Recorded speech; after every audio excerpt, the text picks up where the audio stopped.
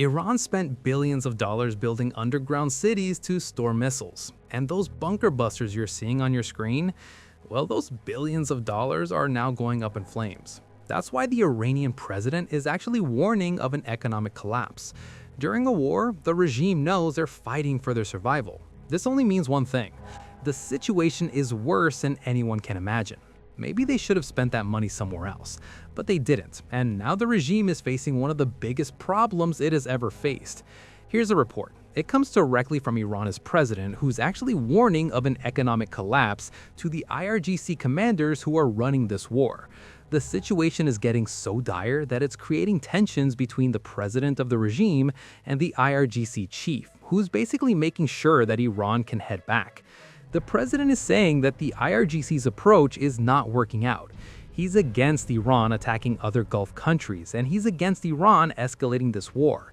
Now, you may remember something. Just 1 week into this war, on March 7th, the president himself actually apologized to Gulf nations for all the attacks that Iran was carrying out. "I need to apologize on behalf of myself to our neighboring countries that have come under attack by Iran. Because of the vicious assault on us, we lost our supreme leader, our compatriots and loved ones. Our armed forces, when their commanders were gone, conducted the operations that were necessary and protected our country with strength. We do not intend to conduct an assault on neighboring countries. And like I've said before, they are our brothers. We have to be hand in hand with our brothers in peace." And the Interim Council approved a decision yesterday. That decision was relayed to our forces that they should no longer attack neighboring countries unless there is an attack on Iran staged on their soil. Now we have a better understanding as to why the president was doing that. He knew what was coming for the Iranian economy, and he was trying to get ahead of it. But the IRGC responded quickly to his apology. They actually forced him to retract the statement. And then we had Ali Dorazani put out his own message, basically saying that, hey, Iran is not sorry about anything. The regime is fighting for its life, and it will keep hitting anything that's in its way. Now, as you guys know, this war is moving very fast, so a lot of us, including myself, did not really think much about why did the Iranian president apologize and why was he forced to so quickly walk it back. Because so many things were happening, we didn't have time to think about this a lot more. Well, now we know. The troubles were getting worse by the day, and that's why he was really making sure that he figures out a way to de-escalate this war and protect the Iranian economy from collapsing. If we just look at the numbers, we realize why Iran is struggling so bad. Unfortunately, the latest figures we have about the Iranian economy come from 2024, so it's not the most recent, but it is the most recent that we have available. Back then, roughly 25% of Iran's GDP was oil exports. That oil is not flowing anymore because of the IRGC's on blockade. And then we had another 5% of Iranian economy that was dependent on exports too. This could be goods, steel, whatever you want to think of. I can't really find the details, but we know 5% was exports too. That has also disappeared, because it's not just tankers that are not going through the Strait of Hormuz, even container ships are not going in and out. And that means the economy doesn't have this income that it depended on. And again, these figures are from 2024. We know things got even worse in 2025. Inflation was at 40% last year. There was zero economic growth, and youth employment was even worse than China's. Exactly why there were protests happening in December of 2025. The economy was struggling, and the regime was focused on spending billions to build missile cities. Now in 2024, something else happened that we didn't really talk about, and that was that this guy, President Peskin, was elected in the middle of the year. Now, most of the problems that Iran is facing now was something that he inherited when he was elected, and that's why his platform for campaigning during the elections was to reduce government waste, aka maybe slow down on those underground military cities that cost so much. And his second platform was basically to normalize relationships with the West. He wanted to figure out a way to get sanctions relief for Iran's economy, and hopefully boost the GDP growth so people's lives improve. Iranians resonated with this plan, and that's why he was elected. But as you guys know, there is a facade of democracy in Iran. That's why they have elections. But in reality, the main power is with the dictator's supreme leader.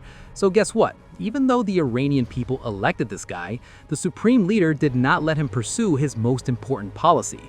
Khamenei did not trust the West, so normalization was just off the table. That means no sanctions relief for Iranian economy and no economic boost. And then the economy collapsed in December, and people were out on the streets by the millions. At that time, the Iranian president was actually out blaming the government, meaning he was blaming himself and people around him for the reason the economy is so bad. And he was saying that the government needs to do a better job to serve the people it's supposed to. Now we all know what happened next. The Iranian regime was too afraid to lose power, so it massacred tens of thousands of Iranian protesters just to make sure they don't lose their grip on power. This was just in January. But since then, situation has gotten even worse. Since this war started roughly a month ago, food prices in Iran have gone up 50% in just last 30 days or so. In fact, some food staples are getting price hiked every single hour. That's an unheard of rate. Now, of course, war is playing a big role in, causing all this. But the Iranian regime is not helping the situation at all. They have shut down the internet. 90+ million Iranians don't have a way to access internet because the Iranian regime considers it a security risk. And without internet, the businesses are not able to operate even if they wanted to. Factories cannot order stuff they need, so they are facing shortages of raw material. If they are able to order something, they can't really get it quickly because the company that's supposed to give it to them doesn't have internet either. And the company that's supposed to ship the product doesn't have internet either. And of course, the internet blackout is also affecting other aspects of people's lives too. AP, Associated Press, just interviewed 10 Iranians to just figure out how they are dealing with everything that's going on, with the war and the internet blackout. And one doctor says that he's so backed up without internet that he's not able to treat his patients properly. And then at a time like this, the number of patients have gone up even more than usual. He can't order people the prescription they need. He can't check their health history, so he can't figure out what medicine they were taking, what doses they were taking it in, and all this is just creating more chaos in a time when doctor specialists cannot afford chaos.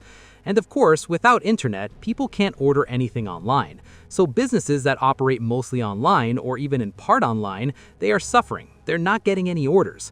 But on top of that, people are not able to use their digital payment apps, or they're not able to use their credit cards. So they are using cash heavier and heavier. Or I guess they're using cash more and more. But since the inflation is so high, 50% for food in just last month, the cash is losing its value very quickly.